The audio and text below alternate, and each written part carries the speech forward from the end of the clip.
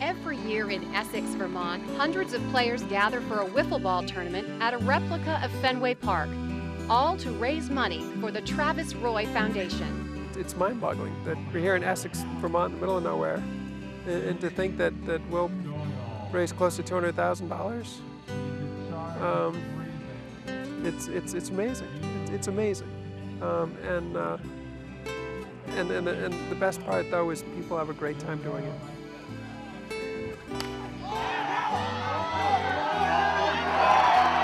In 8 years, the tournament has gone from a handful of teams raising a few $1,000s to 24 teams, generating hundreds of thousands for spinal cord research and spinal cord injury survivors.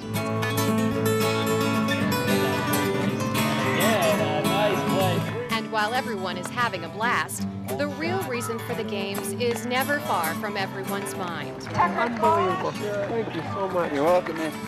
After my accident, and even when I was in the hospital for the 6 months, and I was really unaware of a lot of things that went on. I was obviously in the ICU, but I didn't. There was mail came in, thousands and thousands of letters and contributions and gifts, and it really got to the point where it was overwhelming. And at the same time, I would leave my hospital room and I would go down the hallway, and I would go to the group rehab area, and I would see, many other spinal cord injured survivors that are dealing with the same thing I was. Yet some of them didn't have insurance, some of them didn't have family support, many of them didn't have financial resources, and I thought, I've got an opportunity here to give back to those that had so less. And so the Travis Roy Foundation was established in 1997. It has raised more than $3 million for individual grants and research. The funds that we raise, two real reasons, two real purposes. One is for research. I am hopeful that I will get out of this wheelchair someday. We've come a long ways since my injury, but the researchers believe that it will happen.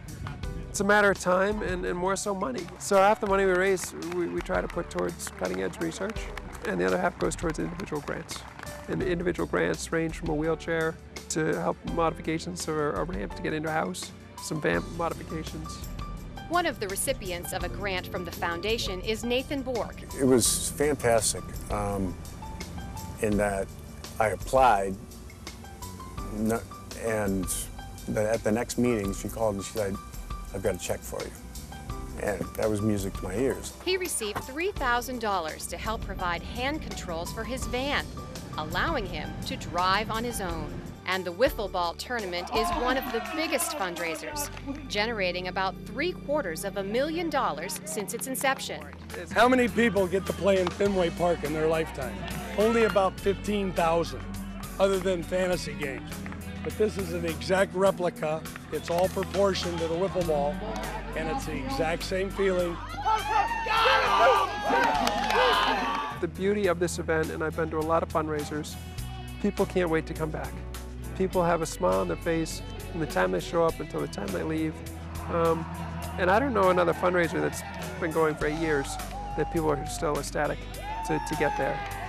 They really not only enjoy the wiffle ball, but they understand the cause and they support the cause.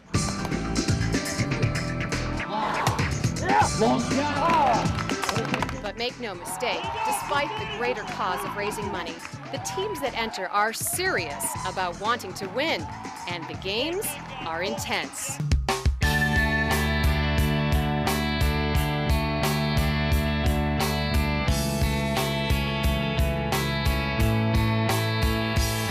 In the end, it was a weekend about fun, fundraising, and hope, all in the name of Travis Roy, a man who has shown the extraordinary strength of human spirit.